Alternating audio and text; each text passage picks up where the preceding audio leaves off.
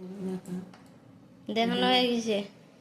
এখানে আছে পনিরের তরকারি, চাটনি, 2 রকম পাঁপড় ভাজা, ডাল, 2 রকম মিষ্টি, এটা পটল পোস্ত, ডাঁটা ভাজা, আলু ভাজা, ফ্রাইড রাইস, আর এদিকে কলা। কলা। আজকে মামুনির জন্মদিন, কিন্তু কিছু করে না, আজকে শনিবার তাই নিরামিষ। মানা করলাম যাতে কিছু করিস না। চলো খেয়ে দেখো কেমন হয়েছে,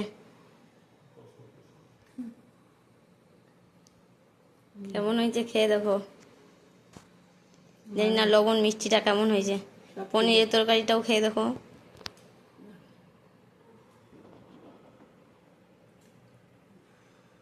ভালো হয়েছে, লবণ ঠিক আছে। আজকে মামুনির জন্মদিন, আর বাবা আজকে কাজে খুব ব্যস্ত। এখনই আসলো কাজ থেকে, মামুনিকে খাইয়ে দিচ্ছে। কেমন লাগছে বাবা?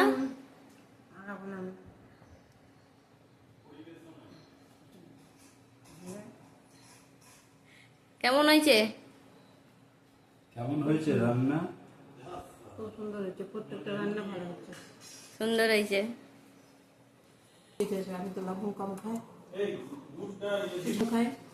আলু ভাজাটা দারুণ হয়েছে। হ্যাঁ, মামুনি একটু কাঁচা কাঁচা পছন্দ করে, নরম, সেভাবেই করেছি।